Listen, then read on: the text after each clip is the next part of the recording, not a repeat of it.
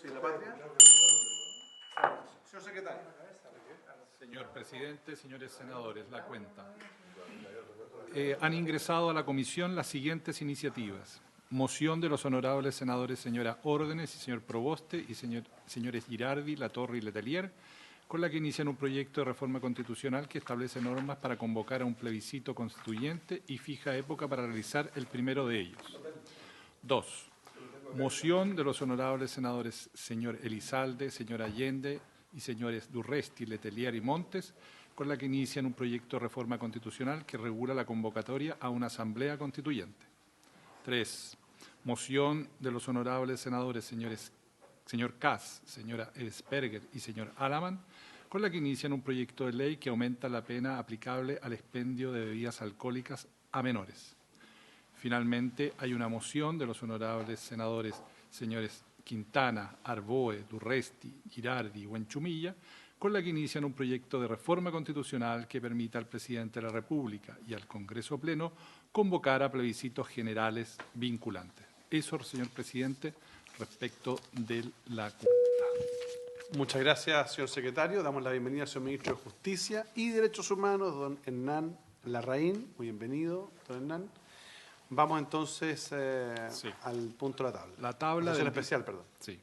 La tabla del día de hoy está convocada para ocuparse del oficio enviado por su excelencia el presidente de la República, mediante el cual solicita el acuerdo del Senado para nombrar como ministro de la excelentísima Corte Suprema al señor Leopoldo Llanos Agristá. Hago presente a sus señorías que esta es la segunda sesión que celebra esta comisión para analizar esta proposición que ha formulado el jefe de Estado. En la primera se hizo la relación de los antecedentes del oficio correspondiente, del currículum del señor candidato y además se escuchó al señor ministro de Justicia y Derechos Humanos. De acuerdo con las reglas y las disposiciones que ha acordado esta comisión para tratar estas proposiciones, en la sesión de hoy día corresponde escuchar al señor Leopoldo Llanos Agristá y conocer su parecer sobre su visión del Poder Judicial y de la Corte Suprema. Sus señorías cuentan, tanto en su pupitre electrónico como en las carpetas, de una presentación que ha hecho llegar a la Secretaría de la Comisión del señor Leopoldo Llanos Agristá. Eso, señor presidente, van a acompañar al candidato el ministro de la Corte de Apelaciones de Santiago, al candidato del director de estudio de la Corte Suprema, señor Alejandro Soto, el subdirector de comunicaciones del Poder Judicial, señor Julio Mundaca, y el periodista de la Corte de Apelaciones de Valparaíso, señora Madeleine Durán.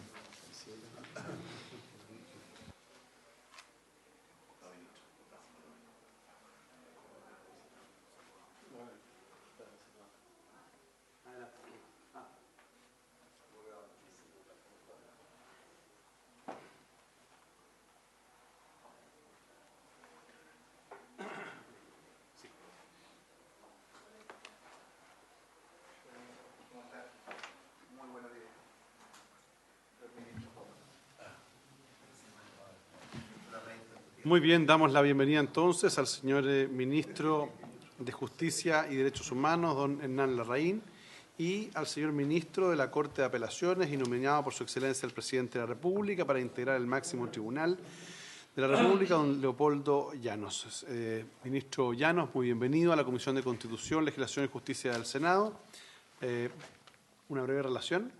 Se hizo en la primera sesión. Perfecto. En consecuencia, vamos directamente a dar la palabra al ministro de Justicia para después dar la palabra. Que el ministro presenta. Primero dijo que iba a ir acompañado de otro miembro de la Corte de Apelaciones. Ah, no, todo, por supuesto, todo puede pasar. Sí, no hay problema, por supuesto. Ministro, tiene usted la palabra.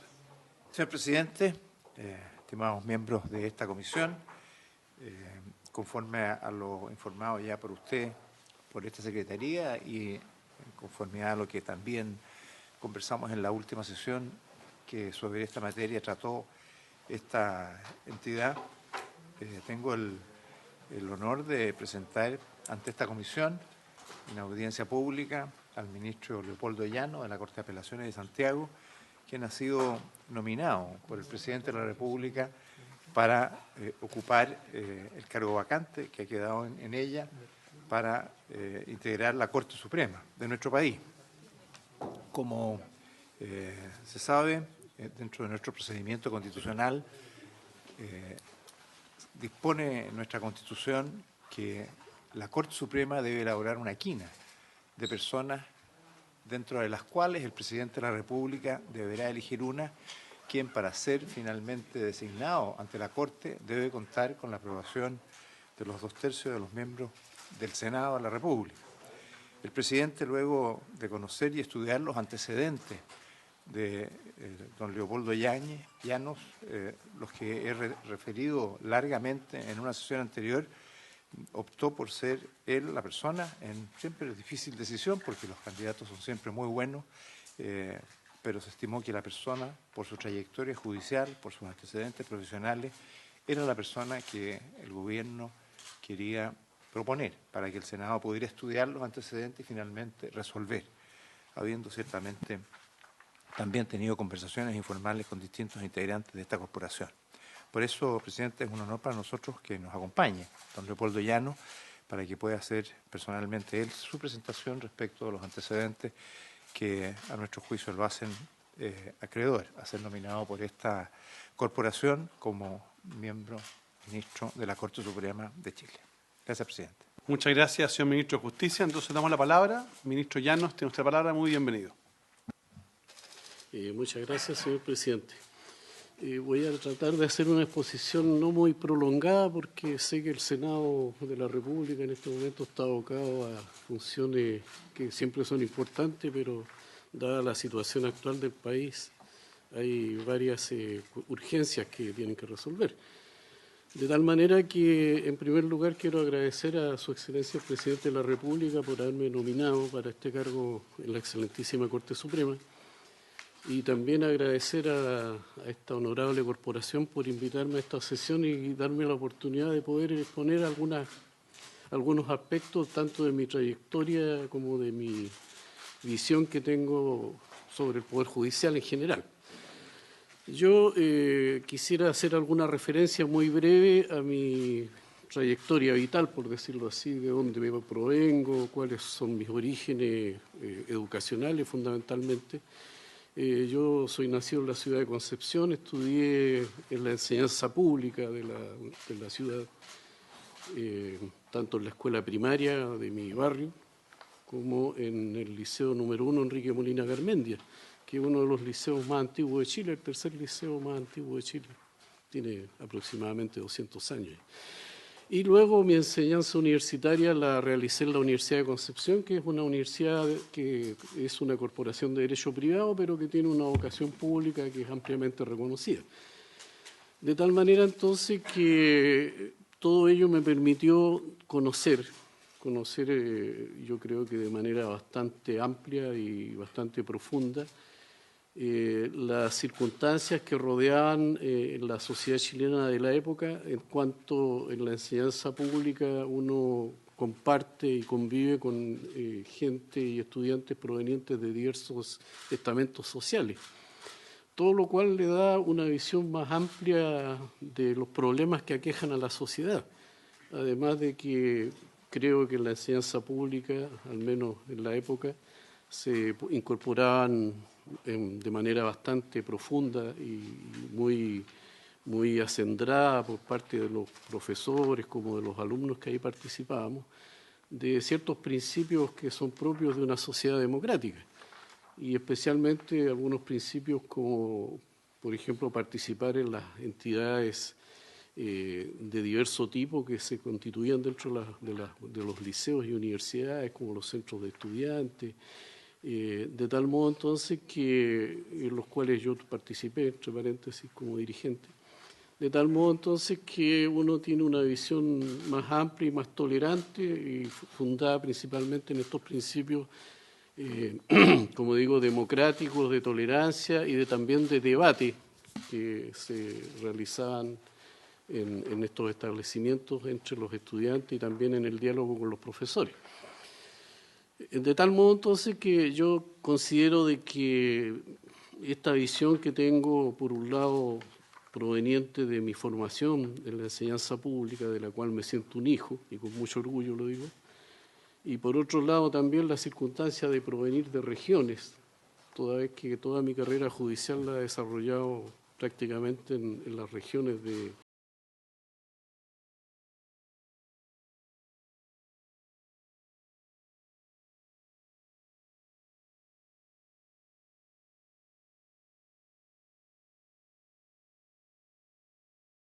y también respecto de la necesidad de considerar algunos aspectos vinculados.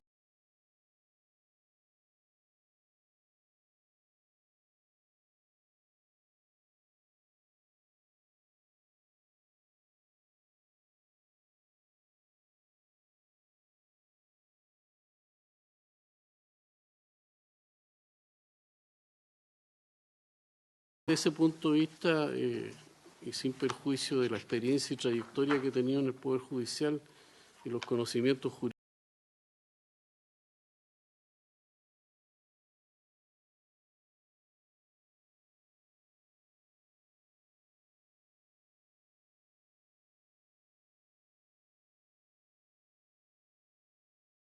y de los temas más candentes que yo creo que debieran ser abordados. Quisiera señalar en primer lugar de que todos sabemos, ¿verdad?, que el Poder Judicial chileno tiene una organización jerárquica, piramidal, y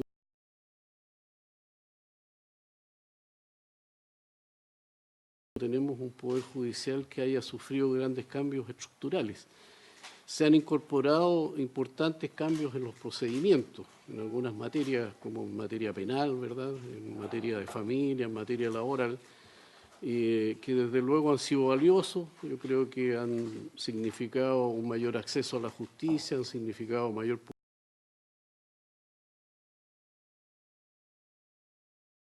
los actos de la jurisdicción. Sin embargo, pienso de que algunos de estos procedimientos también deben ser incorporados a otros niveles de la organización judicial.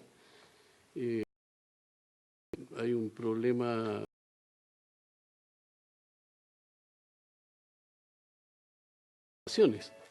las cortes de apelaciones básicamente funcionan de la manera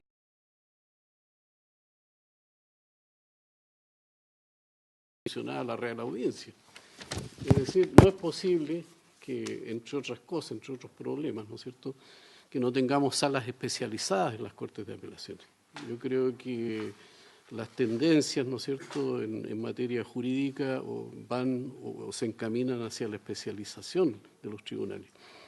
Por otro lado, no es posible también que las Cortes de Apelaciones sigan asumiendo una gran cantidad de procesos o de causas en vistas diarias en una sola jornada, lo que desde luego resta profundidad en el análisis.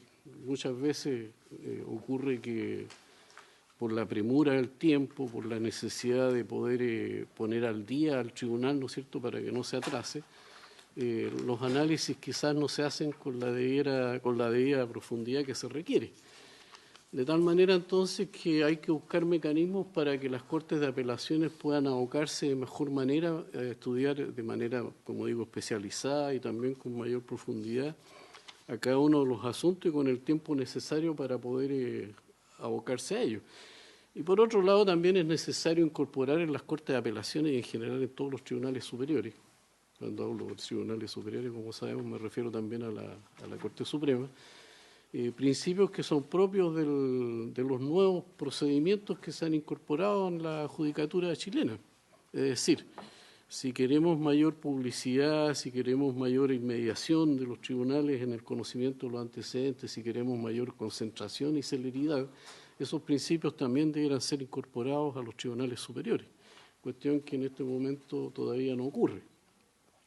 Y por otro lado, tomando la experiencia de los tribunales reformados, como dije, en materia laboral, penal y de familia, es necesario también profesionalizar la administración de los tribunales. Nosotros sabemos que actualmente, si bien es cierto, en las Cortes de Apelaciones al menos existen administradores y existen unidades similares a las que existen en los tribunales reformados, lo cierto es que la planta de los profesionales no se ha profesionalizado. De tal manera entonces que ahí yo creo que se requiere avanzar en ese aspecto e incorporar tanto estos principios que son formativos del proceso y del procedimiento, como también desde el punto de vista de la gestión y de la administración, incorporar una profesionalización de la planta de los tribunales. En cuanto al rol de la Corte Suprema, yo considero, voy a decir algunas cuestiones que ya se han dicho en esta comisión por otros candidatos a la Corte Suprema, así que por lo tanto no es mayor novedad. Pienso que uno de los problemas fundamentales que existen en el Poder Judicial chileno en general y que también de alguna manera, o de manera más bien importante, tocan a la Corte Suprema, es el problema relativo a cuál es el rol que va a cumplir la Corte Suprema como tribunal superior de toda la estructura del Poder Judicial. Es decir, si la Corte Suprema va a seguir siendo, como ocurre actualmente, un tribunal que conoce infinidad de materias, donde muchas de las cuestiones que resuelve no necesariamente forman un acervo jurisprudencial importante, o va a asumir el rol que es propio de todos los tribunales supremos en todas las democracias modernas, es decir, que la Corte Suprema sea un tribunal orientador y uniformizador de la interpretación jurisprudencial. Tengo entendido que se avanza en ese sentido, por lo que me he enterado por diversos medios, se avanza en ese sentido con el proyecto de reforma procesal civil. Pero pienso al mismo tiempo de que en esa materia quizás habría que recalcar el tema relativo a los recursos que va a conocer la Corte Suprema, precisamente para que cumpla con este rol uniformizador de la jurisprudencia. Yo pienso sobre este tema que la vía natural, ¿no es cierto?, que hemos conocido para que la Corte Suprema cumpla este rol, hasta ahora ha sido en materia de derecho privado al menos, el recurso de casación en el fondo. Sin embargo, sabemos de que la Corte Suprema actualmente conoce de muchas otras materias que no llegan por la vía del recurso de casación, especialmente en materia, por ejemplo, de procedimientos contenciosos administrativos, que actúa muchas veces como tribunal de segunda instancia. Luego, cuantitativamente también por la proliferación de los recursos de protección o acción de protección, acción constitucional de protección, la Corte Suprema también actúa como tribunal de segunda instancia. Y finalmente, a través de la vía del recurso de queja, que entre paréntesis hay que señalar que es un híbrido que es muy propio de nuestra legislación y que la verdad que no tiene otro referente en el derecho comparado, porque por un lado toca la decisión jurisdiccional, pero por otro lado también puede imponer medidas disciplinarias a los jueces, en circunstancias que lo único que hay en esos casos, en la gran mayoría de los casos, es una diferencia de criterio entre el Tribunal Superior y el Tribunal Inferior, de criterio jurídico. De tal manera que no ameritaría, ¿no es cierto?, la imposición de sanciones disciplinarias. Bueno, retomando entonces, lo que quiero decir es que la Corte Suprema está conociendo de infinidad de materias por la vía de muchos otros recursos y eso desvía un poco esta función principal, que es uniformar la interpretación del derecho. Por lo tanto, pienso que en esa materia tiene que avanzarse, tiene que modificarse los procedimientos, espero que así ocurra con el proyecto de Código Procesal Civil, y que incluso se pueda contemplar la posibilidad de un mecanismo de selección de casos, lo que se llama el certiorari, que es una experiencia que existe en otros países más avanzados que el nuestro desde el punto de vista jurídico, y que en general ha dado buenos frutos. De tal manera entonces de que en ese aspecto yo creo que se requiere un cambio importante, y ya que probablemente, no sé si irá a ser así en definitiva o no, pero probablemente se avisoran cambios constitucionales. Yo creo que estas materias debieran ser consideradas a la hora también, aun cuando se trata de cuestiones de procedimiento, pero establecer un rol desde el punto de vista de la función que cumple la Corte Suprema, recogiendo algunos de estos aspectos en posibles cambios constitucionales o leyes orgánicas constitucionales que se refieran a la materia.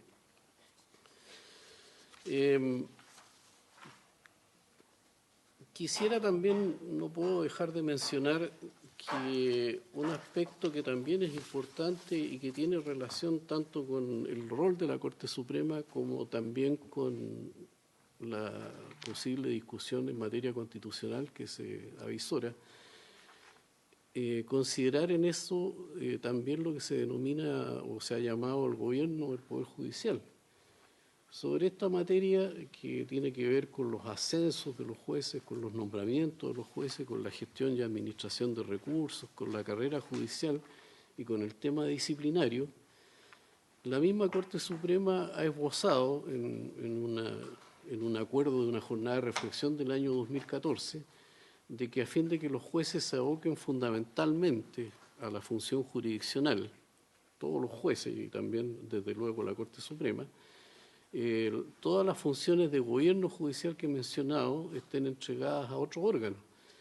Desde luego la discusión en este aspecto, y eso fue lo que se aprobó por mayoría en esa jornada de reflexión a que me refiero, que fue el año 2014, es que este órgano de gobierno sea interno del Poder Judicial e integrado no mayoritariamente, sino que exclusivamente por jueces. Sin embargo, hubo posiciones de varios ministros de la Corte Suprema en aquella oportunidad, 7 u 8 al menos, que estuvieron por la idea de que sea de composición mixta, es decir, que también puedan participar otros estamentos de la sociedad y de los órganos del Estado, de las universidades, en fin. Pienso que ese es un tema que debe debatirse, que debe incorporarse en la discusión constitucional. La Asociación Nacional de Magistrados también elaboró un documento sobre esa materia, que creo que se hizo llegar oportunamente al Senado. No me voy a pronunciar en este momento cuál de todas esas alternativas que se han planteado sería la más adecuada, pero sí lo que es claro de que debe establecerse un principio básico de que los jueces, y especialmente la Corte Suprema, se aboquen fundamentalmente a resolver cuestiones jurisdiccionales y que todas aquellas labores vinculadas con aquello que se denomina gobierno judicial queden entregadas a otro órgano, a fin de que la Corte cumpla cabalmente su cometido. Y lo mismo pasa con los otros tribunales de la República.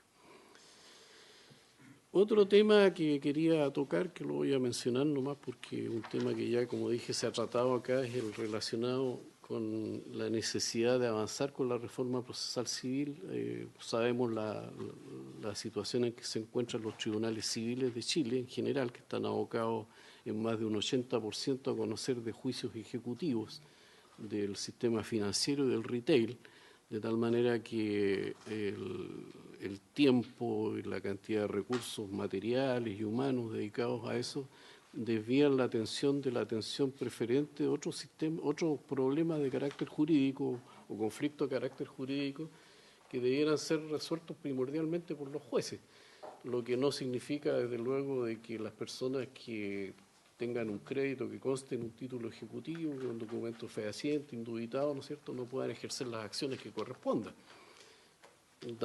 garantizando desde luego la adecuada defensa del deudor o del ejecutado. Pero hay que avanzar hacia un mecanismo, ¿no es cierto?, de que permita que los tribunales se aboquen primordialmente a la función de resolver los otros conflictos jurídicos, sin perjuicio de que también se puedan resolver, ya sea por los tribunales o como en alguna oportunidad se planteó administrativamente, y que en otra etapa, ¿no es cierto?, esto se resuelva por un juez en caso de conflicto ya que signifique defensa o excepciones, pero por cualquiera de estas vías que en definitiva estos procedimientos no ocupen la mayor parte del trabajo de los tribunales de justicia y puedan los jueces, como dije, abocarse a la solución de los otros conflictos primordialmente. En cuanto a la relación del Poder Judicial con otros órganos del Estado, esto es un tema que en realidad yo creo que surgió a raíz del problema que hubo con el Tribunal Constitucional. Yo quiero recalcar en primer lugar de que no hay un conflicto, ¿no es cierto?, de competencia. No hay un conflicto de competencia. Sabemos que hay un conflicto de competencia entre órganos del Estado cuando un órgano se aboca al conocimiento de una materia que corresponde a otro órgano, o bien, al contrario, cuando ambos órganos declinan su competencia para conocer un determinado asunto. Eso no ha acontecido. En el caso puntual que se conoció ampliamente por la prensa, se divulgó y se conoció también quizás por esta corporación, y finalmente la decisión que se adoptó por la tercera sala de la Corte Suprema, que es la parte resolutiva del fallo, fue que se confirmó la sentencia de la Corte de Apelaciones que había rechazado el recurso o la acción de protección en contra del Tribunal Constitucional. Y hace pocos días atrás, la misma tercera sala confirmó una resolución de inadmisibilidad de otro recurso de protección que se había presentado también en contra de una decisión del Tribunal Constitucional.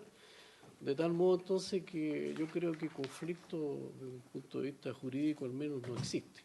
Lo que no significa, ¿no es cierto?, de que se pueda de alguna manera, y como dije anteriormente, si van a haber cambios constitucionales, poder delimitar de mejor manera las funciones de un órgano o de otro.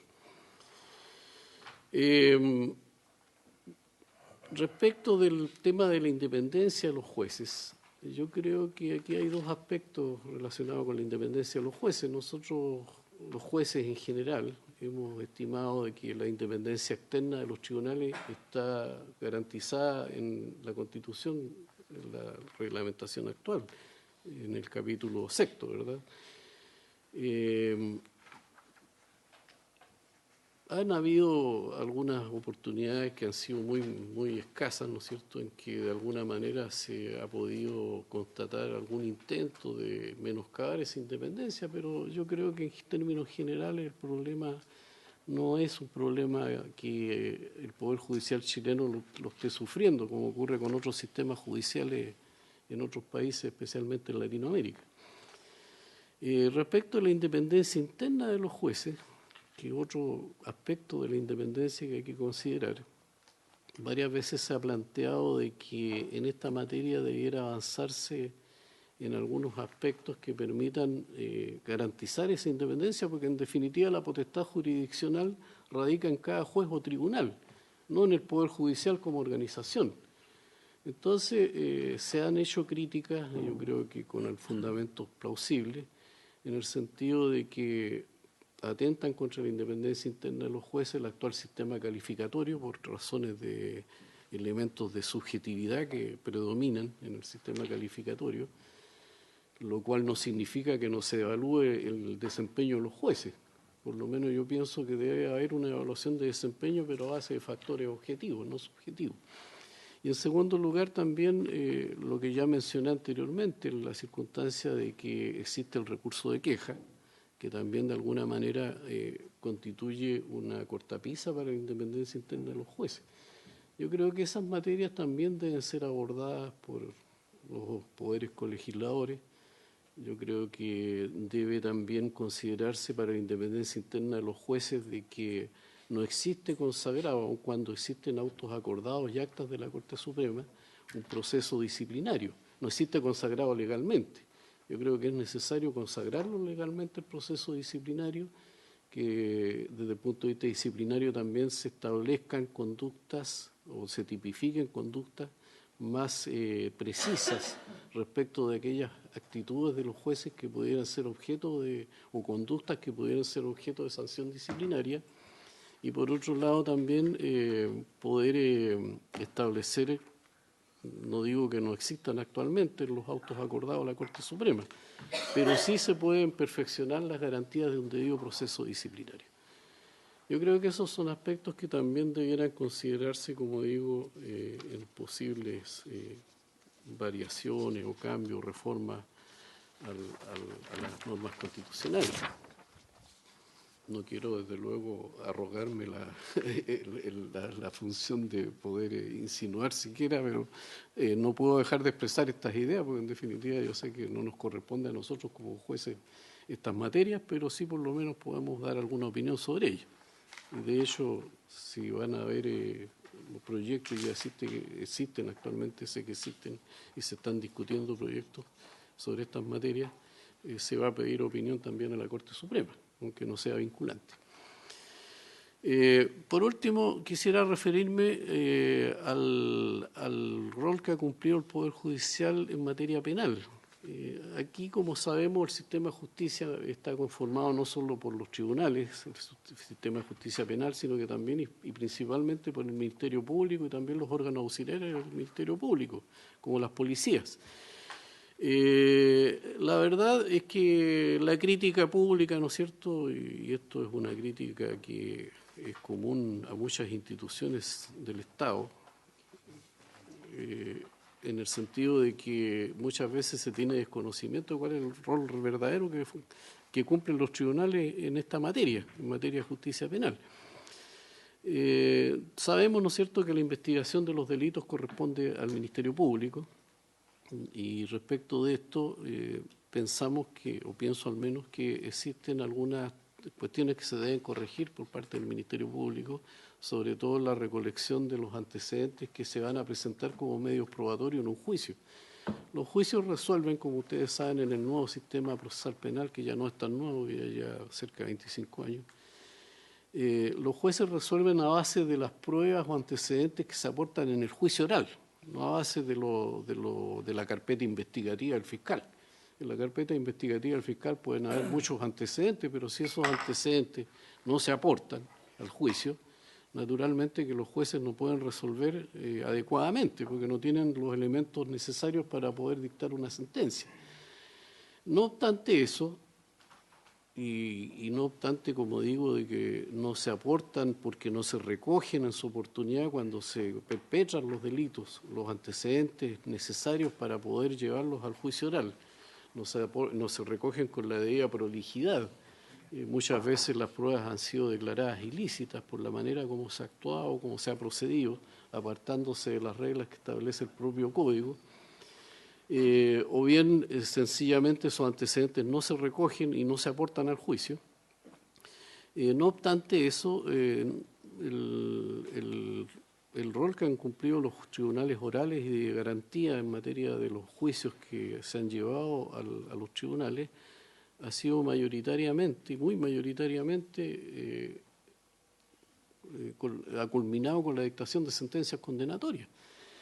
Lo que significa que en la mayor parte de los casos, ¿no es cierto?, efectivamente se ha cumplido con lo que señalaba anteriormente, pero hay un porcentaje, que es aproximadamente un 15%, esto no quiere decir de que todos los juicios deben terminar necesariamente en sentencia condenatoria, sino para eso no necesitaríamos tribunales, pero hay un porcentaje en que ocurre la situación que señalaba anteriormente, o hay un porcentaje importante, y este es otro aspecto de la investigación criminal, hay un porcentaje importante, y yo creo que eso también es bastante relevante, de asuntos que no llegan a juicio, que no llegan a ninguno de los procedimientos que establece el Código Procesal Penal para poder sentenciar a una persona, es decir, ni a procedimiento abreviado, ni a juicio simplificado, ni menos a juicio oral.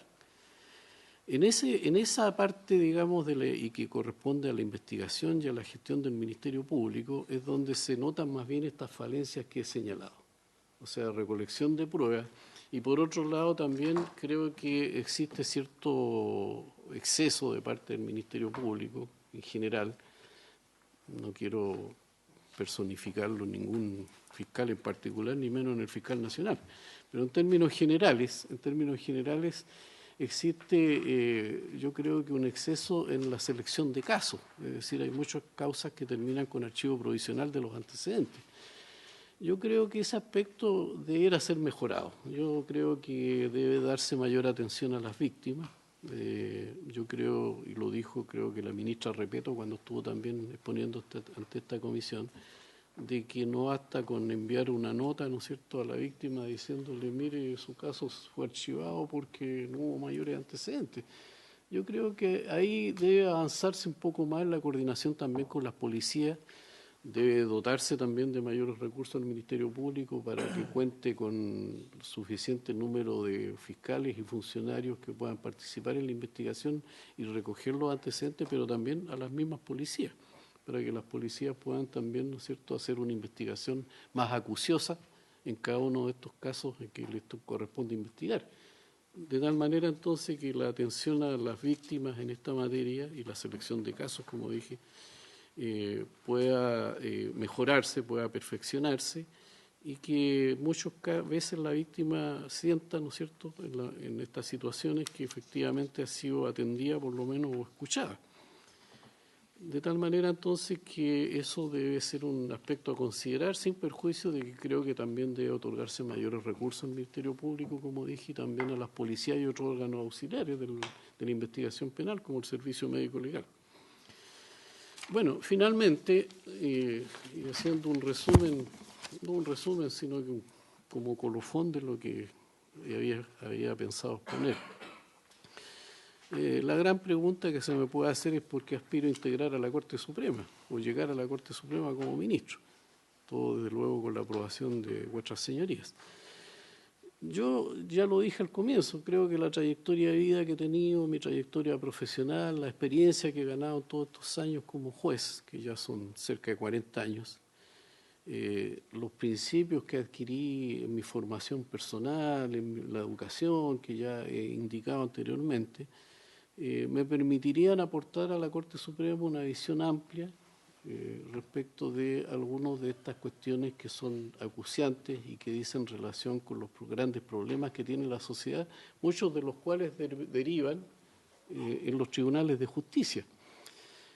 Más aún en esta época, ¿no es cierto?, en estos días en que estamos viendo, ¿no es cierto?, cada uno de nosotros, sin necesidad de verlo presencialmente, yo lo he visto presencialmente en todo caso, pero hemos visto que hay un conflicto social que ha estallado, ¿no es cierto?, que hay una serie de demandas que deben ser atendidas y que lo mismo ha llevado a la necesidad de discutir la posibilidad de realizar, como se ha dicho, un nuevo pacto social, que es una denominación que yo creo que no es jurídica, pero que apunta más bien a crear una nueva constitución o por lo menos reformar sustancialmente algunos aspectos de la constitución vigente.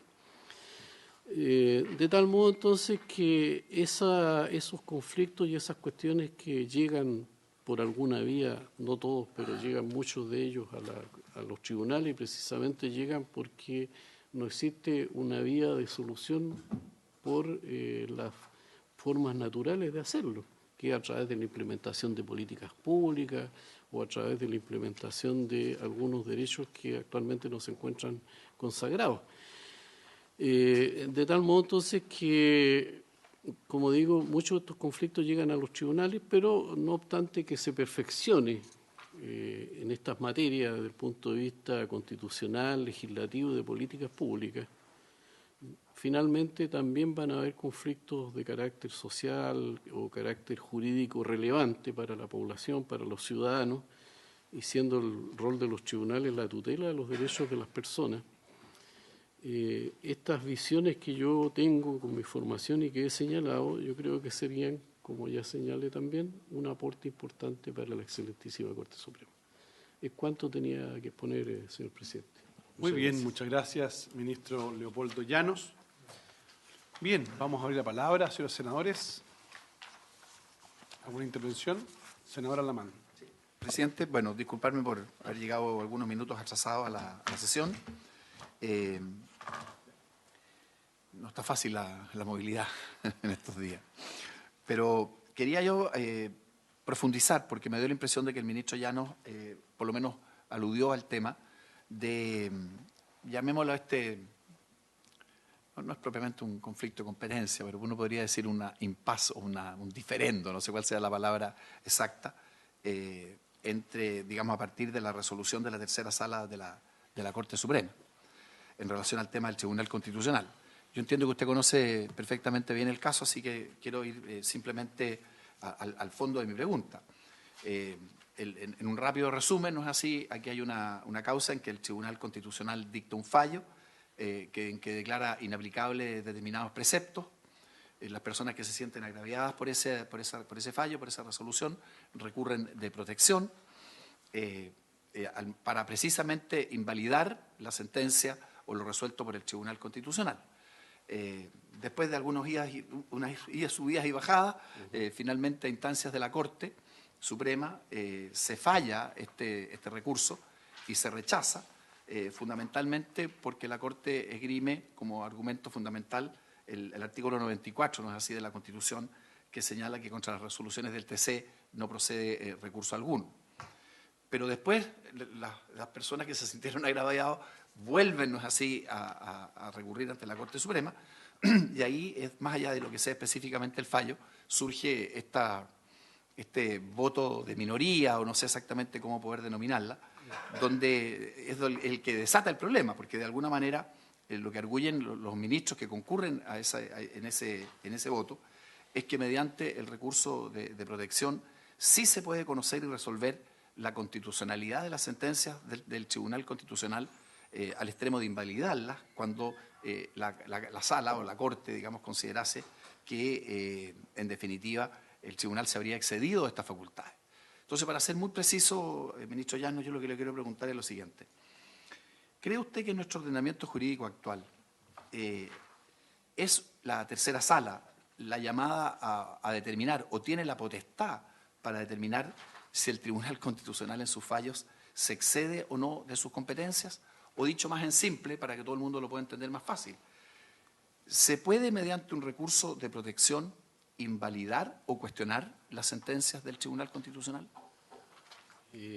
Bueno, la pregunta es difícil. Perdón, ministro, Sí. vamos a hacer las preguntas y después... Bueno, perfecto. Senador Moreira.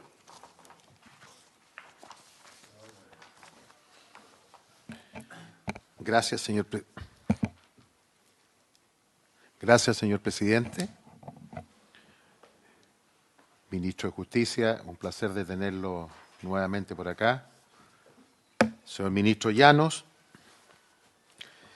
yo quisiera, antes de hacer las preguntas, dos cosas muy importantes. Usted hablaba, yo no quiero tener la arrogancia, usó ese concepto de comentar algunas cosas que son de jurisdicción de otro. Yo le quiero decir que es muy importante para nosotros que usted hable de todo, por transparencia, para conocerlo verdaderamente, porque muchas veces nos se hacen preguntas y usted solo ha dado una visión sobre temas jurídicos y también una reflexión sobre el Ministerio Público, en donde nosotros como Congreso tenemos que hacer cambios sustantivos. Y yo espero que en esta legislación, especialmente esta comisión, debiera, de la misma forma en que le ha dado prioridad a esta comisión, con todo respeto, señor presidente, de aprobar la idea de legislar sobre el matrimonio igualitario, a mí me gustaría, en presencia de ustedes, que también el tema del Ministerio Público es un tema también tremendamente importante. ¿Ah? Sí, hay un proyecto, pero ustedes no lo han visto, que lo puse yo. Se lo voy a... ¿Ah? Bueno, ministro, yo estuve revisando sus antecedentes y como hoy día en Google se encuentra todo, usted redactó sentencias mientras era ministro de la Corte de Temuco sobre ilegalidad de publicación de deudas de contribuciones hechas por la tesorería. Y ello debido a que estamos trabajando un proyecto de ley sobre el tema de las contribuciones y ahí aparecían algunos de estos antecedentes. Pero cuando usted redactó esta sentencia, en esos tiempos no se hablaba de protección de datos personales. Y de alguna manera usted fue un precursor, como también varios senadores en este tema aquí en el Congreso. ¿Qué puede decirnos, señor ministro, de sus sentencias y la protección de la persona humana? La segunda pregunta es, a su juicio, ¿debe ser la Corte Suprema un tribunal de apelación, y yo me refiero a derechos y garantías constitucionales, o solo de nulidad, de control de legalidad? Ministro, ¿qué opina de la institución de los abogados integrantes de las Cortes Superiores? Si usted propone salas especializadas en las Cortes de Apelaciones, ¿qué salas debieran existir en todas las Cortes atendidas, que algunas tienen solo 2 o 3 salas? Estas dos preguntas, como está siendo televisado esto, me las han hecho algunas personas que lo siguen, ¿eh? No son mías, son de personas abogados que me han hecho esta pregunta. Y yo, en lo personal, la pregunta que quiero hacerle también, basado en lo que usted ha señalado respecto de dedicación exclusiva a la función jurisdiccional, ¿debieran participar las Cortes en la designación de notarios y conservadores? Muchas gracias, presidente. Muy bien, muchas gracias, senador Moreira. ¿Alguien más tiene alguna consulta que hacerle al señor ministro Llanos? No, muy bien. Perdón, senador Pérez.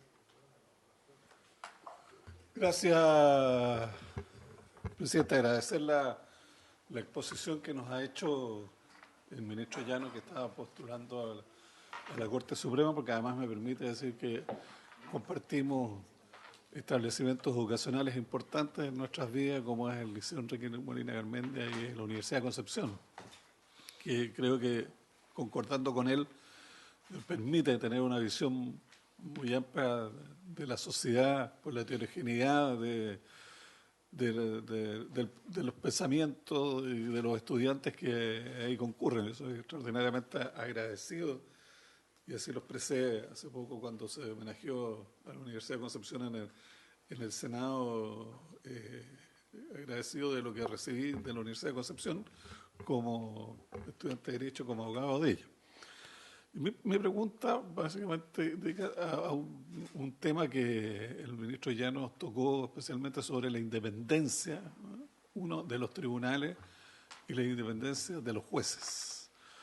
Me gustaría que el señor ministro pudiera ahondar, no en la independencia de los tribunales, que creo que está adecuadamente resguardada por nuestro ordenamiento constitucional, sino que lo que es la independencia de los jueces. ¿Qué características tiene y condiciones debe cumplir un juez para garantizarle al país que es un juez independiente, autónomo, que va a fallar autónomamente de cualquier tipo de influencia? Porque creo que eso es vital en una democracia en que uno sea sometido a los tribunales, cualquier persona sometida a los tribunales tenga la absoluta certeza de que ese juez va a fallar con absoluta independencia de cualquier otro criterio que no sea el establecido en la ley y los principios del derecho y todo lo que significa las resoluciones de carácter jurisdiccional. Por eso, presidente, tras suyo, quería que pudiera ampliar lo que nos expuso sobre lo que es la independencia de los jueces. Muy bien, muchas gracias. Senador Conchumilla. Gracias, presidente. Señor ministro Llanos,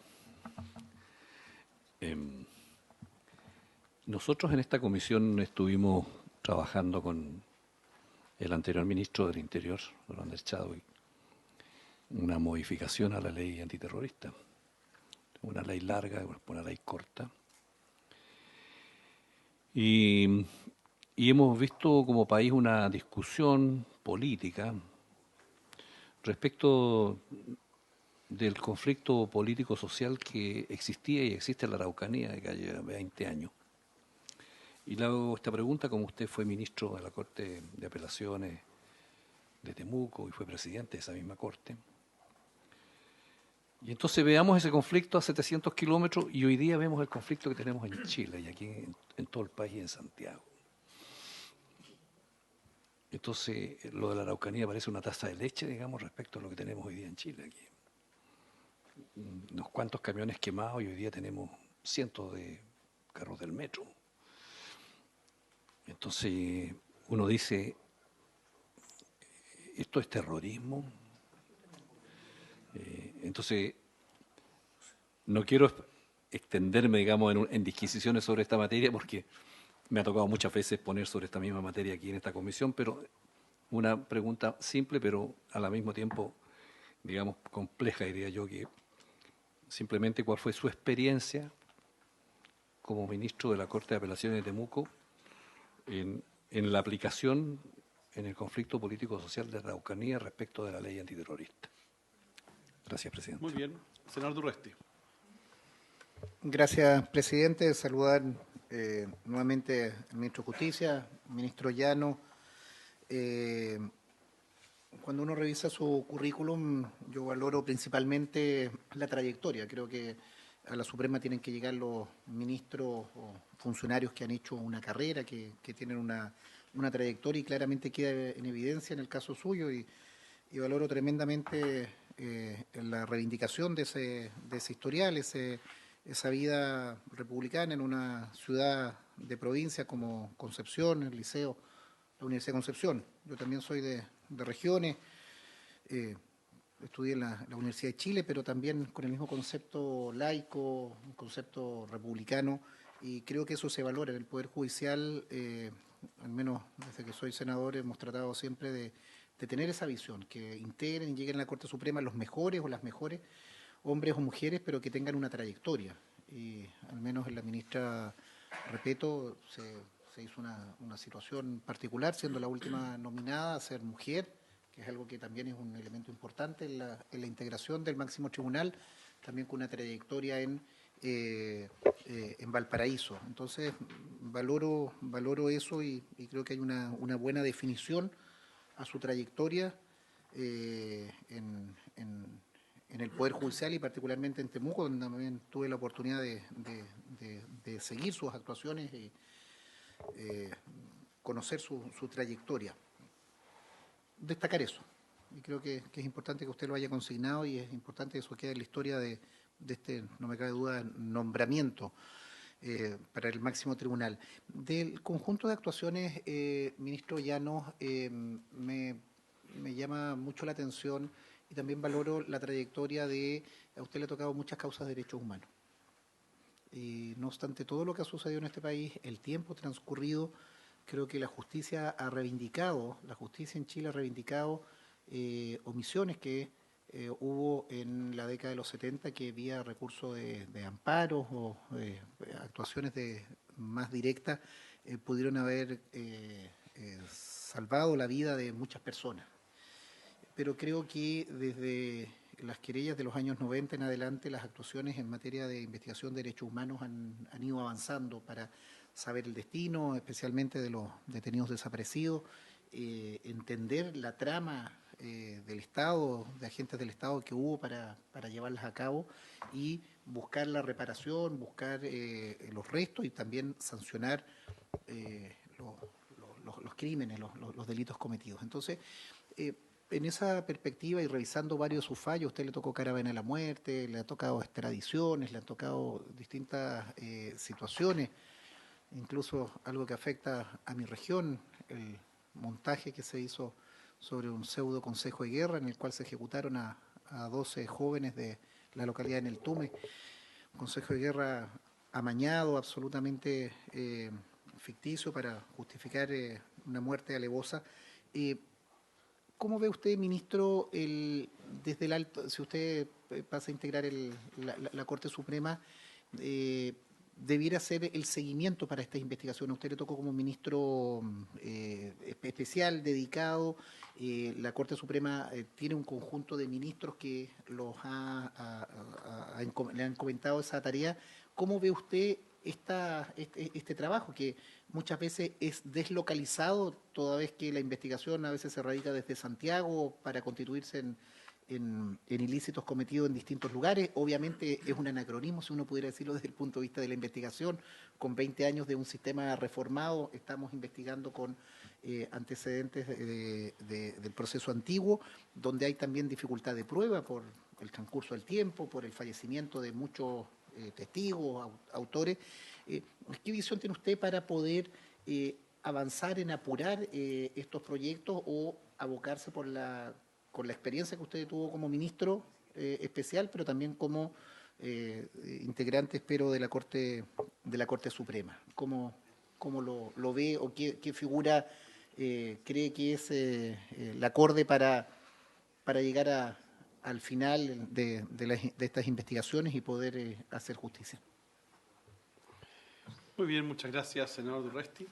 Ministro, solamente para agradecerle su buena disposición, en primer lugar, porque integrar el máximo tribunal en un país que está, a mi juicio, en transición, una transición social, una transición cultural, tiene una tremenda responsabilidad. Alguien podría decir que es la culminación de su carrera, pero probablemente es el inicio de una carrera en sí misma. La Corte Suprema tiene una importancia en nuestro país y en la definición de la forma de ver la sociedad y la interpretación del derecho muy relevante. Así que aquellos que están disponibles para asumir tan altas responsabilidades, creo que corresponde un reconocimiento. Segundo, me sumo a las palabras que se han planteado acá respecto a su trayectoria. Creo que los antecedentes que hemos tenido a la vista, las observaciones que han llegado también de los ciudadanos o de abogados respecto de su postulación, dan cuenta de que no hay ninguna objeción respecto de su trayectoria que lo hace convertirse en una muy buena carta para integrar el máximo tribunal. Me parecen muy adecuadas sus reflexiones respecto al rol de la Corte Suprema. Evidentemente, vamos a tener que decidir prontamente cuál es la Corte Suprema para este Chile nuevo. ¿Va a ser la Corte Suprema jurisprudencial? ¿Va a ser la Corte Suprema tercera instancia? ¿Cuál va a ser la Corte Suprema que finalmente vamos a tener para nuestro país? ¿Es la Corte Suprema la encargada de interpretar la ley, de aplicar el derecho o de crear derecho? Es una discusión que se ha dado en este último tiempo. Ha habido algunos fallos que han intentado crear determinado tipo de derechos, más allá de los juicios de valor. Cómo eso se compatibiliza con la separación de funciones, que es muy importante. Y adicionalmente, una pregunta que puede ser muy específica, pero a propósito de su experiencia en la Corte de Apelaciones y la trayectoria del Poder Judicial, ¿cree usted que sería conveniente que el recurso de inaplicabilidad por inconstitucionalidad volviera a la Corte Suprema de Justicia o cree adecuado que se mantenga un tribunal constitucional con la actual estructura? Esa es mi pregunta. Bien, tiene usted la palabra, señor ministro. Casi nada, porque hay que convocar otra sesión. Le va a faltar bloque, ministro. Ya se me acabó la hoja. Bien, voy a tratar de resolver, o de responder, mejor dicho, tengo la formación profesional de resolver conflictos. Voy a tratar de responder las preguntas que se me han formulado los honorables senadores lo más breve posible para no alargar extremadamente esta audiencia. Respecto de la pregunta del señor Alamán, sobre si la Corte Suprema puede o no invalidar sentencias del Tribunal Constitucional. La verdad que la respuesta en estas materias, usted sabe, hombre de derecho también, no se pueden dar respuestas unívocas. Hay toda una doctrina respecto de la acción constitucional de protección que le da un carácter, aparte de ser una acción, como se ha dicho, cautelar, de emergencia, y cuya finalidad es restablecer el imperio del derecho, que le da un carácter, digo, en general, de que a través de esta vía se pueda recurrir de cualquier acto de algún órgano o de algún particular que pudiera atentar contra alguno de los derechos constitucionales que están enumerados en el artículo 20 en relación con el 19 de la Carta Fundamental. Ahora, respecto de las decisiones del Tribunal Constitucional, yo dije en mi exposición, traté de recalcar aquello, de que el fallo que dictó la Corte Suprema, en definitiva, y como todos los fallos sabemos que tiene tres secciones, ¿verdad? Una parte positiva, una parte considerativa y una parte resolutiva. Y lo que produce un efecto decisorio y de cosa juzgada, en el caso de las protecciones al menos de cosa juzgada formal, es la parte resolutiva. La parte resolutiva de ese fallo finalmente desestimó la acción de protección contra el Tribunal Constitucional. Yo me quisiera quedar con eso, pero ahora si me pregunta cuál es mi postura personal. Esa es mi pregunta. Ya, sí, esa es su pregunta, efectivamente.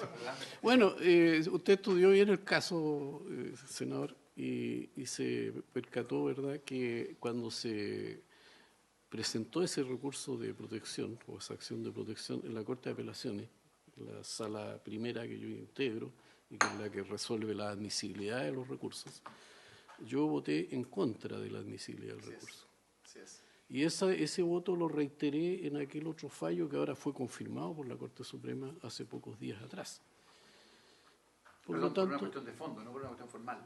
No, pero es que yo creo que la admisibilidad, si bien es cierto, a ver, el fundamento de aquella decisión de admisibilidad fue precisamente que esta es una materia que excede, ¿no es cierto?, las atribuciones de la Corte de Apelaciones, ni por muy amplias que sean en materia de tutela de derechos fundamentales, excede aquel rol que le corresponde en la tutela de dichos derechos, puesto que existen otros órganos del Estado que tienen funciones delimitadas en la propia Carta Fundamental y que, por lo tanto, como sabemos, y a propósito de la pregunta también sobre la independencia, si bien es cierto los jueces tenemos independencia externa para que ningún otro órgano pueda juzgar ni los fundamentos de nuestras decisiones, ni abocarse a causas pendientes, ni revivir causas fenecidas, como dice la Constitución. Por otro lado, también tenemos un marco de nuestras propias facultades, y nuestras propias facultades están en los marcos que establecen los artículos 6 y 7 de la Constitución. Y por otro lado está también lo que dispuso la propia Carta Constitucional en el artículo 94 que usted mencionó, ¿verdad?, que quizás a lo mejor fue por no quiero criticar a los poderes colegisladores, pero quizás no he leído, debo confesarlo, la historia de la ley o de las normas que modificaron lo relativo al Tribunal Constitucional. Yo creo que cuando se quiso hablar de recursos, se estaba refiriendo en general tanto a recursos como a acciones. Yo creo que mi respuesta básicamente está en eso, salvo que cambien las circunstancias, porque yo pienso de que en todas estas materias jurídicas uno también puede cambiar de opinión más adelante, ¿cierto? No es que lo ideal de que se esté cambiando de opinión en cada momento, pero por lo menos esa es mi posición hasta ahora. Respecto de las preguntas del señor Moreira, que fueron varias preguntas en realidad, voy a tratar de resumir. Claro, en realidad yo hasta me había olvidado un poco de ese primer fallo o varios fallos que dicté, no recuerdo varios que se presentaron por contribuyentes, ¿no es cierto?, respecto de información a estos mecanismos que existen de publicidad de deuda. ¿A eso se refiere usted, de deudas de contribuciones? Sí, efectivamente, algo recuerdo eso de haber sido hace muchos años atrás. Recuerdo que se acogió, en todo caso, de una decisión colegiada, como usted sabe. A mí me corresponde redactar el fallo, pero claro, concurrí en la decisión en el sentido de que en algún aspecto se podía afectar probablemente el derecho a la intimidad o la vida privada, ¿no es cierto?, con la publicidad de estas deudas de contribuciones. Así que...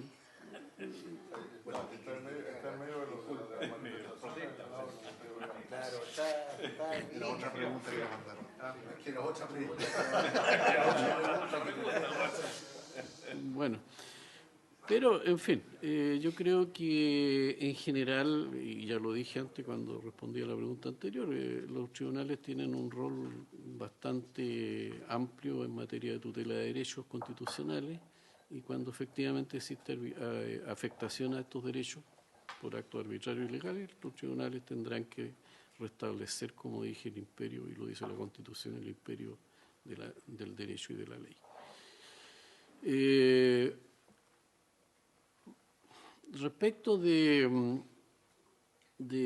si el rol de la Corte Suprema es de un tribunal de apelación o de control de legalidad, yo en parte traté de expresar eso en mi exposición, en el sentido de que pienso que la Corte Suprema es fundamentalmente un tribunal de derecho, como se ha dicho la doctrina, ¿no es cierto?, de derecho estricto.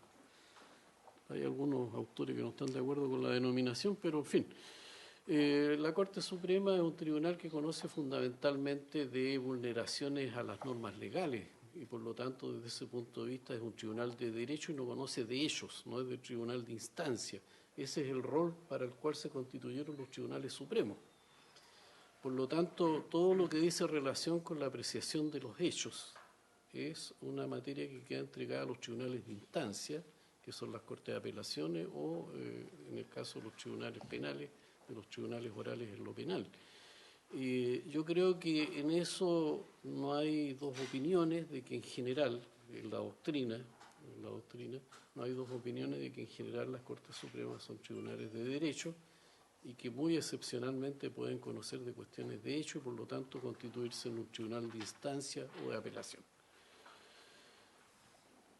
Respecto de los abogados integrantes, la institución de los abogados integrantes, si bien es cierto, ha sido cuestionada por diversas razones que no voy a traer a colación en este momento. Pero sin perjuicio de eso hay dos cuestiones que considerar, al menos por ahora. En primer lugar, de que yo pienso que en términos generales, pueden haber algunas excepciones desde luego, pero en términos generales los abogados integrantes han constituido un aporte a los tribunales superiores de justicia, porque dan otra visión de los temas jurisdiccionales, una visión que está vinculada también con el ejercicio profesional, con la academia, en fin. Yo creo que desde ese punto de vista, por lo menos por ahora, mantiene cierta vigencia la institución. Y desde otro punto de vista, que es un punto de vista práctico, los abogados integrantes han cumplido el rol de suplir, ¿verdad?, las ausencias que se producen necesariamente de los tribunales colegiados o en los tribunales colegiados de los ministros titulares. De tal manera que si no hubiese tribunales o abogados integrantes, especialmente en las salas, en las cortes que cuentan con muchas salas, como Santiago, Valparaíso, Concepción, San Miguel, etcétera, probablemente muchas de esas salas, en términos de la jerga judicial, se caerían, es decir, no podrían funcionar. Entonces, yo pienso que por ahora al menos, salvo que se ofrezca otra solución, se ha hablado, por ejemplo, de crear una institución que se denomina ministros adjuntos, que fue una cuestión que se debatió y se propuso, no sé si llegó a través de algún proyecto de ley finalmente al Congreso o no, pero una cuestión que se debatió hace muchos años atrás. Pero mientras no exista ese otro mecanismo que supla aquellas dificultades que se presentan actualmente, yo creo que no es por ahora, pienso que no se podría innovar en esa materia. Y en cuanto a las salas especializadas, yo ya lo dije, ya creo que las salas especializadas debieran crearse en las Cortes de Apelaciones. Ahora, es cierto que las salas especializadas no podrían crearse en todas las Cortes de Apelaciones porque lamentablemente hay Cortes de Apelaciones que cuentan con una sola sala, la Corte de Puerto Montt, por ejemplo, ¿verdad? Entonces, yo creo que, y como ocurre, y viendo usted, el gesto ha sido muy explícito, como ocurre en muchas reformas judiciales y en muchas reformas que se quieran hacer en el país en general, todo depende también de las facultades presupuestarias con que se cuente. Lo ideal sería avanzar, y yo creo que en el caso específico de Puerto Montt, yo pienso que es necesario crear una segunda sala al menos. Yo creo que se debe avanzar, ¿no es cierto? Y claro, de alguna manera ver, y eso no nos corresponde a nosotros, de cómo obtener los recursos para dotar de presupuesto suficiente para crear mayores salas en las Cortes donde existe una sola. Y por lo tanto yo creo que debiera avanzarse en ese sentido. Y respecto de qué materias podrían conocer salas especializadas, bueno, yo pienso que en el caso de la Corte de Apelaciones de Santiago cuenta con 12 salas, no habría mayor problema que podría conocer cada sala, ¿no es cierto?, las mismas, separadamente, de que las mismas materias en que está dividida la Corte Suprema, es decir, podría haber una sala civil, una sala abocada a asuntos penales, ¿no es cierto?, otra abocada a asuntos contenciosos administrativos, una sala laboral, una sala de asuntos de familia. Ahora, eso evidentemente no podría lograrse ni siquiera con 2 o 3 salas en las cortes más de regiones, en algunas cortes de regiones. De tal manera que habría que estudiar qué materias podría conocer cada una de esas salas, pero estableciendo, como dije, algunas especializaciones en materias determinadas. Y respecto del asunto notarial, me parece que lo que me preguntaba usted si debieran intervenir las Cortes en la designación de notarios. Yo creo que, bueno, en el proyecto que se está discutiendo actualmente, creo que está en la Cámara de Diputados, ¿no es cierto? Está en primer trámite constitucional, definitivamente el tema de los notarios es un tema que es complejo. Creo que en general, la designación de los notarios, en mi opinión al menos, no estoy muy claro si coincido o no con el proyecto de ley, pero creo que la designación de los notarios, lo que el proceso de nombramiento de notarios, debiera ser un tema al margen del Poder Judicial. Yo pienso que lamentablemente no ha sido la tónica, pero han ocurrido algunas malas prácticas en esta materia. Yo pienso que, en definitiva, si bien es cierto, fundamental para la Administración de Justicia, están concebidos como auxiliares de la Administración de Justicia los notarios públicos, conservadores y archiveros, pero sin embargo la práctica ha ido derivando de que, no quiero utilizar expresiones fuertes, pero no obstante reconocer el papel importante que cumplen los notarios, yo creo que son ministros de fe fundamentales para la certeza de los negocios jurídicos. Sin embargo, esto ha ido derivando a que manejan muchas cuestiones que en realidad no alcanzan a ser dimensionadas por falta de tiempo, por falta de una serie de elementos que se deben tener en vista por los propios tribunales. Entonces, en definitiva, mi opinión al menos es que creo que el tema notarial, sin perjuicio del control de la función de los notarios, pero el tema notarial en materia de designaciones y nombramientos deberá estar marginado de lo que es el Poder Judicial. Esa es mi opinión personal. En cuanto a la pregunta me parece que el senador Pérez me hizo la pregunta sobre independencia judicial.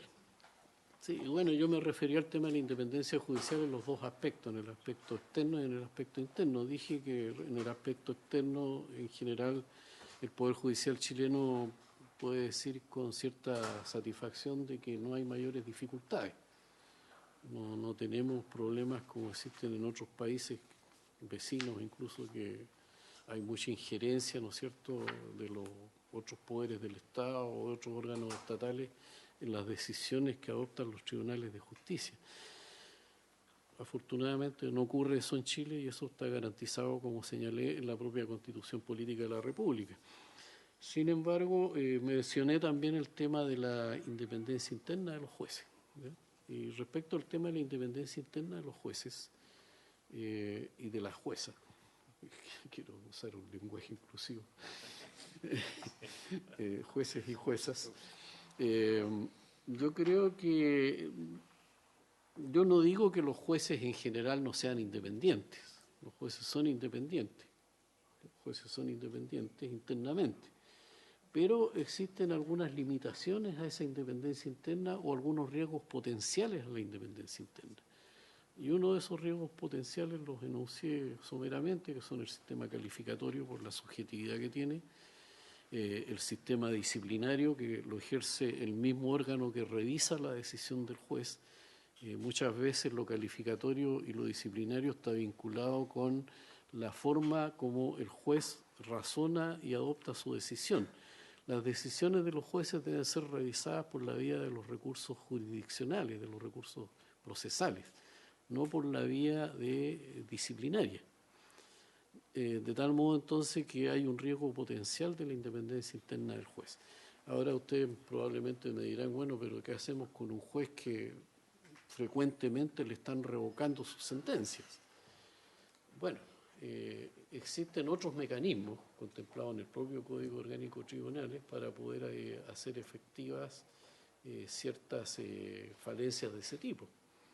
Y por eso digo que también tiene que haber cierto sistema de evaluación de desempeño, pero a base de factores objetivos y no por mera subjetividad, ¿no?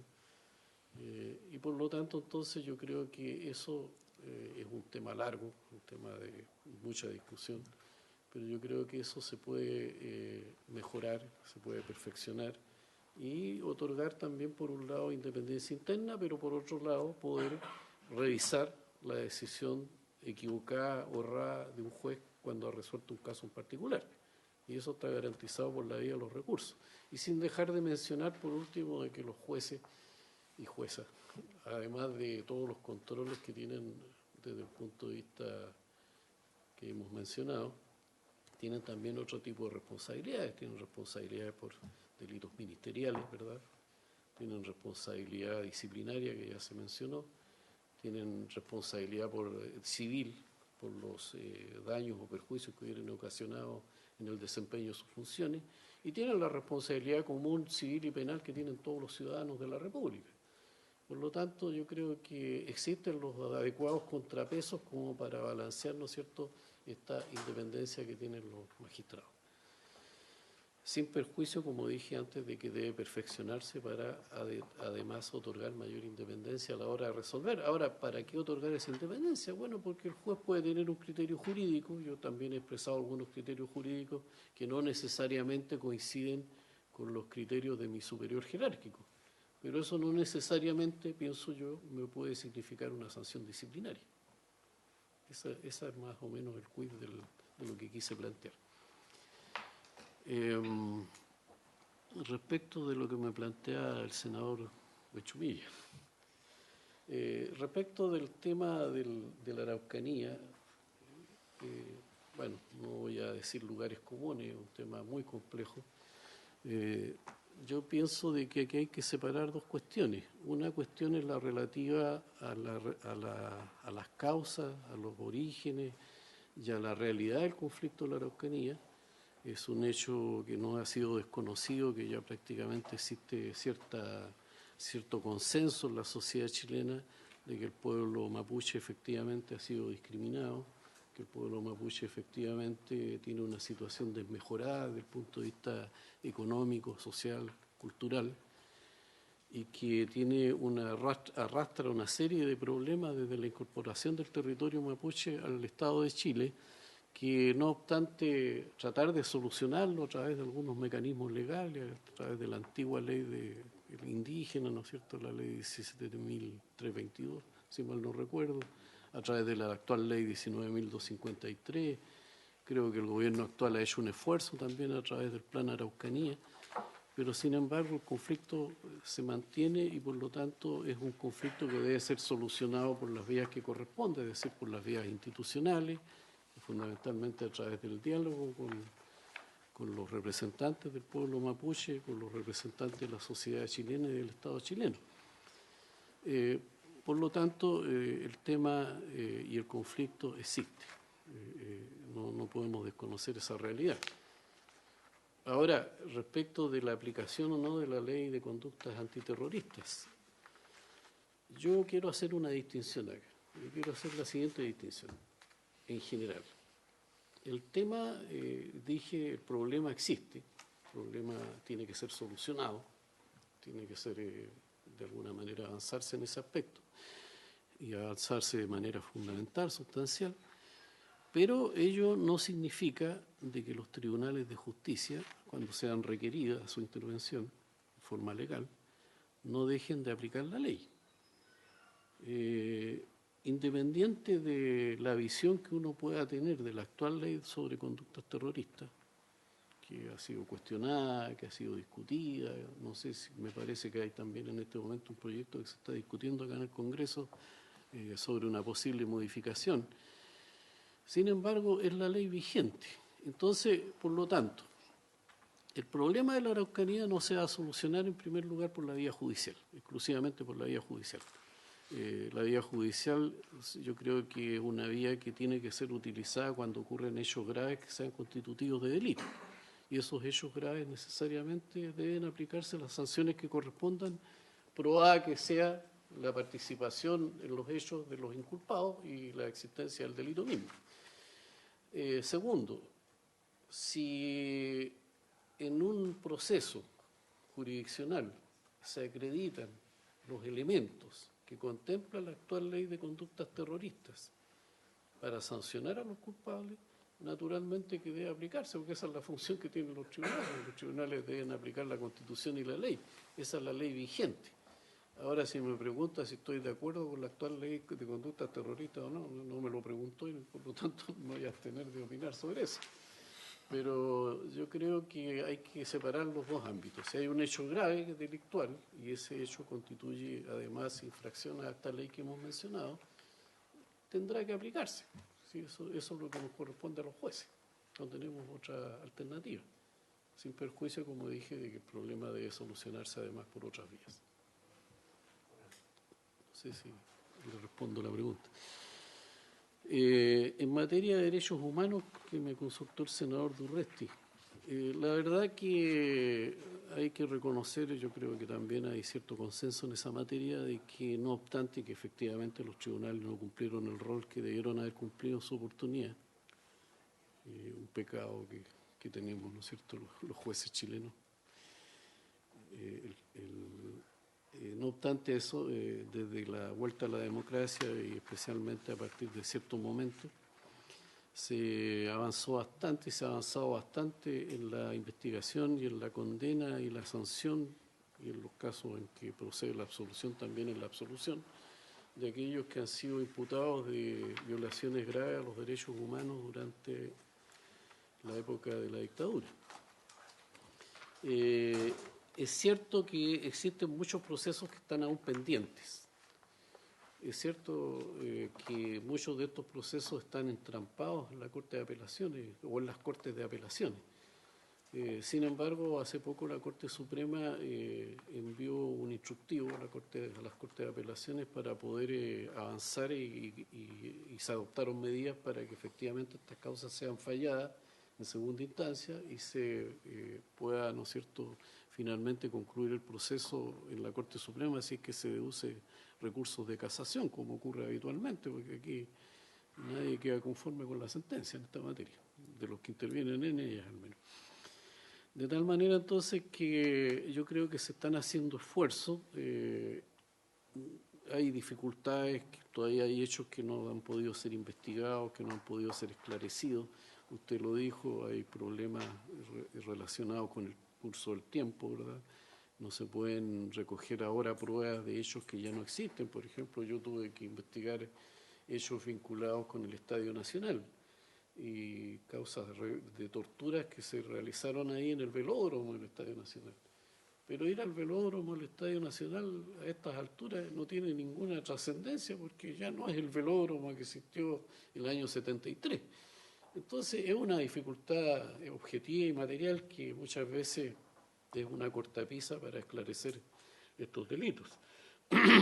De tal manera entonces que yo pienso de que las medidas que se han ido adoptando, tanto por la Corte Suprema como por las propias Cortes de Apelaciones, la circunstancia de que hay una gran cantidad de personas que han sido condenadas por la comisión de estos delitos, a diferencia de lo que ocurre en otros estados, en otras naciones, un tema que está, digamos, en el tapete, lo que ocurrió en España, por ejemplo, que no ha habido investigación ni sanción alguna. Entonces, yo creo que en general, no quiero ser autocomplaciente con esto, pero creo que en general los tribunales actualmente hemos cumplido el rol que nos impone la Constitución y la ley en esta materia. Y finalmente, tengo aquí anotado lo que me preguntaba el presidente de la comisión, el senador Arbue. Bueno, derechamente la pregunta era si pienso yo que el recurso de inaplicabilidad por inconstitucionalidad debiera volver o no a la Corte Suprema. Mire, yo estudié, al igual que el senador Pérez y todos los que somos abogados aquí, en la época en que se nos enseñaba en primer año y se nos hacía leer el libro de Hans Kelsen sobre la teoría pura del derecho, ¿verdad? Todos lo recordamos. Bueno, yo soy partidario de la concepción kelseniana. Yo creo que debe existir un control centralizado de la constitucionalidad, no un control difuso de constitucionalidad como en los países anglosajones. Creo que ese control centralizado de la constitucionalidad debe recaer en un órgano distinto del Poder Judicial, que es un tribunal especializado, que es un tribunal constitucional, que es el esquema que tenemos en Chile, sin perjuicio de que se puedan hacer perfecciones que amerite el caso. Esa es mi respuesta. Bueno, muy bien. Muchas gracias, señor ministro. Bien, queremos agradecer su presentación. Nosotros corresponde ahora, vamos a suspender por 5 minutos para despedirlo tranquilamente, pueda dejarnos y dejar de liberar a la comisión. Así que muchas gracias por su presentación. Se suspende por 3 minutos.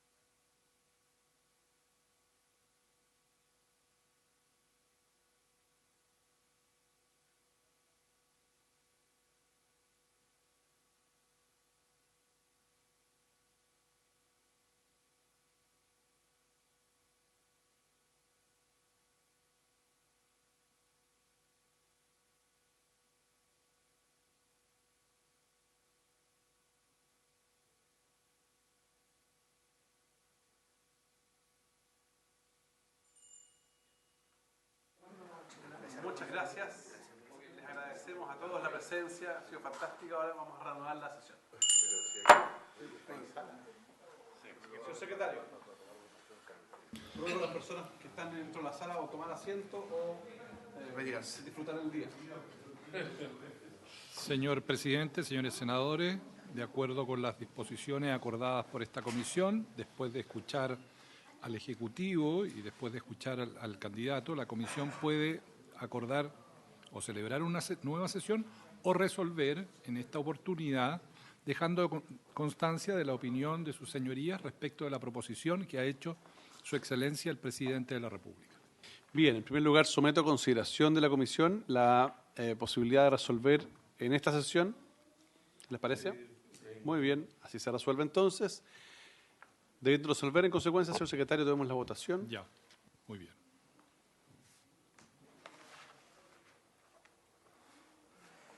Por aprobar la proposición de Su Excelencia el Presidente de la República. Señor senador Pérez. Por favor, que es más chica. Senadora Lama. Sí, a favor, quisiera fundamentar brevemente mi voto. ¿Perdón? No, quisiera fundamentar brevemente mi voto.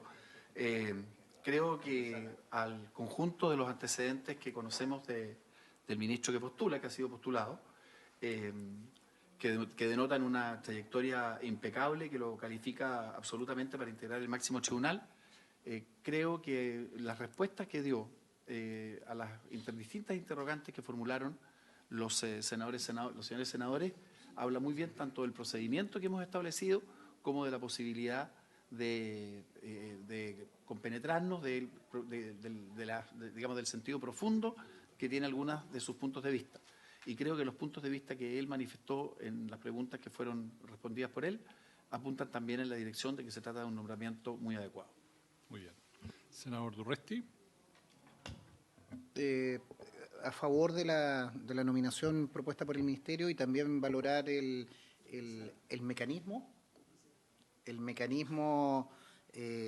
llevado adelante, que ha permitido no solo escuchar, sino interactuar y escuchar sus distintos planteamientos de la concurrencia hacia la salvedad, presidente, que este es el nuevo procedimiento. Esto nos habría tocado en la sala, digamos, para hacerlo de manera más formal, pero la sala, dejar constancia de que la sala hasta ahora está ocupada y por eso, muy bien el procedimiento y también muy adecuadas las respuestas del ministro Llano.